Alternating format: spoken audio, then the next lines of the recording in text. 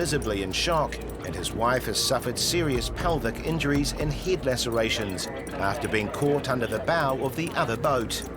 I require you to call an ambulance. It's a busy weekend on Auckland's Waitemata Harbour when an urgent call comes through to Coastguard volunteers on Rescue Alpha.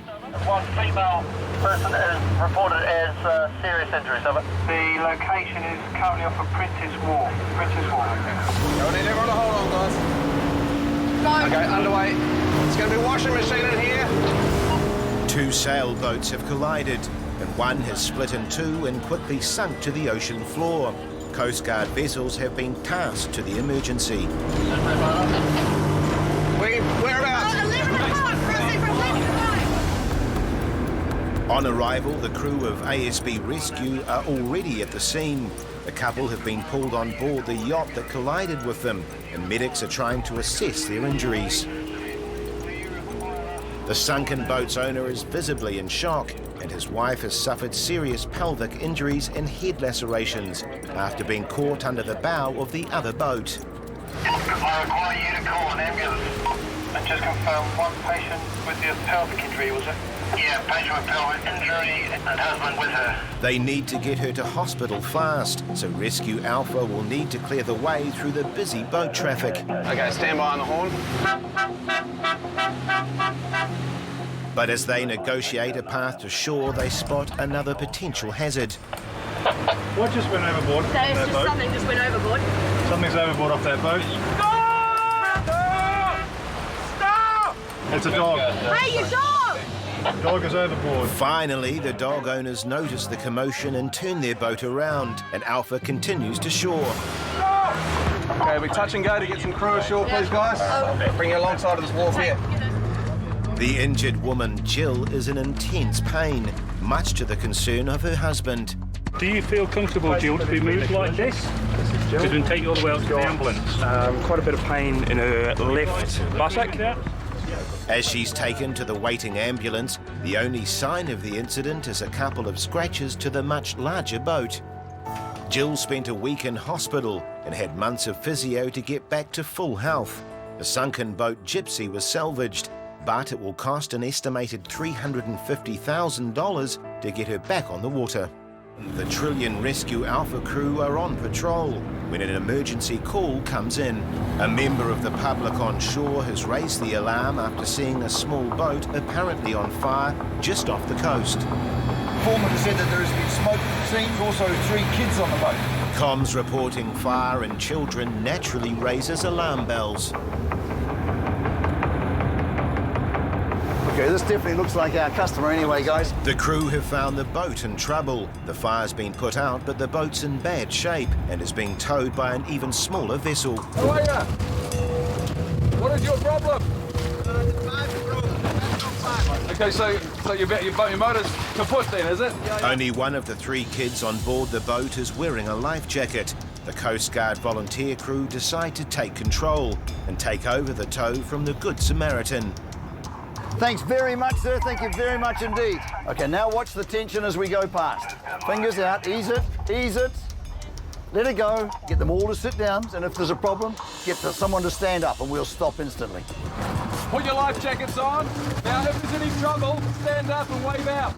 With the boat secured and the children wearing their jackets, the crew of Rescue Alpha slowly heads to shore.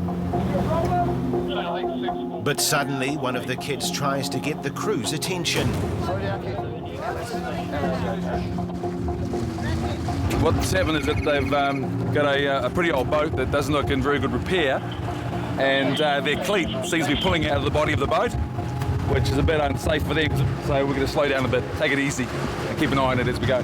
Skipper Campbell is amazed at the risks people are prepared to take. He's got 3 kids in the boat. If their boat, dare I say, disintegrated at sea, then there would be a lot of problems. And I'm sure he realises that his boat's not as good as it might be.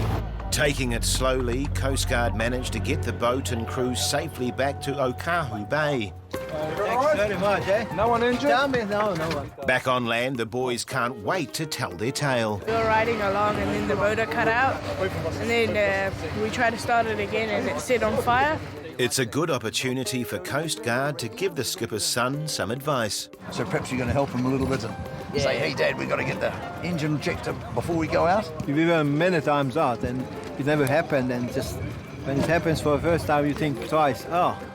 Lesson learned. Campbell hopes they make a few changes before their next adventure. Quite often we find that people go out in small boats and think, oh, we're only going a short distance, so we'll be safe. And they go out to the outsides of breakwater and it's rough as anything out there, and that's when they have their problems. With the high tide fast approaching, time is of the essence. If they can't get the helicopter in and out fast, they risk getting stuck. We don't have too much information at this time.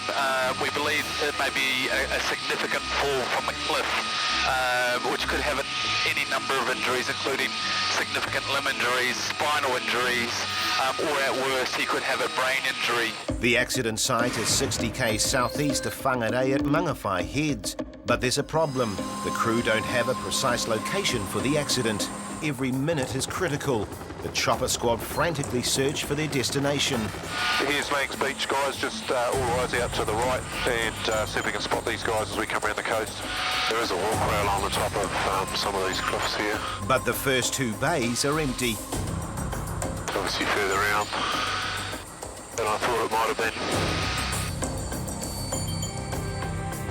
Finally, the crew spot the telltale colourings of local lifeguards, who have also responded to the emergency and decide to attempt a landing on the wet sand. We only land down below the high tide mark if we really have to, which is looking like we need to in this case because there's nowhere else to land. And we keep it running. One guy stays in the aircraft so that we can lift it straight away. With the high tide fast approaching, time is of the essence. If they can't get the helicopter in and out fast, they risk getting stuck. If the tide starts coming in, we lift it straight away. Yeah, so from how high? 12 feet. How's your pain? Not very good, okay, something about pain. The man, Noel, has 2 broken ankles and a possible head injury, and Sam needs to get his pain under control before they can move him. Just keep your hands still. We're going to give you some, put a needle in it and give you some morphine, okay? A bit of morphine, it'll make you feel a bit lightheaded, but I'll take that pain away for you, eh? Sam, Wally and the lifeguards present splint Noel's legs ready for transfer, but there's still some concern about the level of pain he's in. How's that pain now? Still the same. Keep breathing that up, it's going to move you shortly. So just normal breaths of that, breathe it in, let it work, breathe it back out through the tube. Because when we move you onto the stretcher, it's going to be relatively pain-free. With his pain under control, they transfer Noel onto the stretcher. Keep coming, and easy down there. There you go, you okay? Is everyone right? Okay, hey, we won't get to say thank you, so thank you very much, guys, excellent work. Before the tide traps the chopper, Noel's safely on board and in the air, where he reveals how a cliff-top stroll ended in disaster. I fell and I turned around and I jumped, but I think the sea took me sideways. That's why I rolled in. Okay, I can see it. How did you end up where you were? Yeah, I crawled. 2 hours after Noel fell down the cliff face, the chopper reached Whangarei Base Hospital. After an extended stay, Noel is still hoping for further recovery to his ankles. No, all good. We did a good job, but well with St John guys and also the lifesavers there.